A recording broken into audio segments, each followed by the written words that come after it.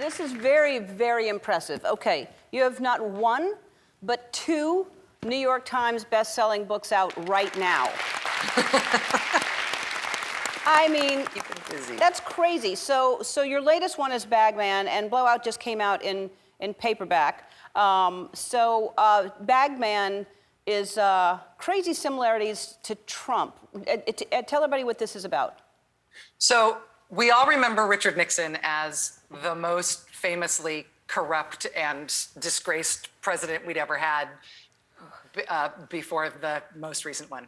But his vice president was a guy named Spiro Agnew, and it turns out he was really, really, really corrupt and was actually taking bags of cash, taking bribes of cash in the White House as vice president. And he got forced out by the Justice Department, that they were going to charge him with like 40 felonies and lock him up forever. And they forced him out of office right before Nixon was forced out from Watergate. And it's sort of a forgotten piece of history because Watergate loomed so much larger and took over the public consciousness so soon thereafter. But Agnew was such a bad guy, I really wanted to write his story so we could remember him as one of the most interesting villains in U.S. corrupt politics ever. It's it's crazy that we didn't know that, or I mean, obviously you knew it, some people knew it, but that it was overshadowed and that we didn't hear about that. Well, it just I think it's like if. Like when, like when Pompeii erupted and like buried that whole part of Italy, like had there been like a donkey crash the day before, like that might have been really big news. But then once the volcano erupted and smothered everything, that bigger news, like kind of, we only remember the one big thing.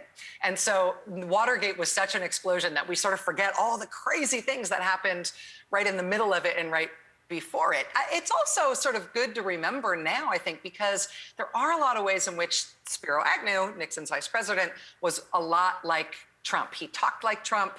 He liked to sort of wind people up along racial lines and other really divisive lines. He really attacked the media. He sort of played with racism and anti-Semitism in a way that was very scandalous at the time.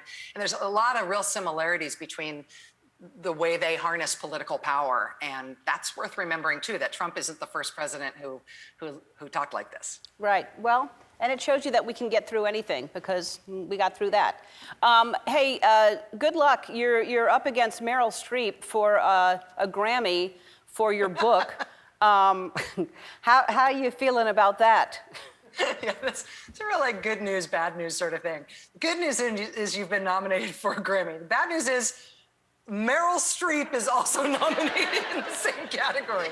So it at least takes away the suspense, right? I don't have to worry that there's any threat of winning when you're running against Meryl Streep. Well, it's a wonderful thing to say that you were nominated along with Meryl Streep for a Grammy.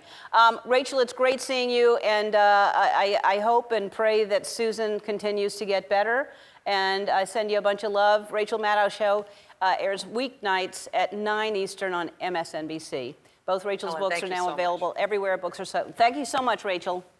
We'll be back. Great to see you.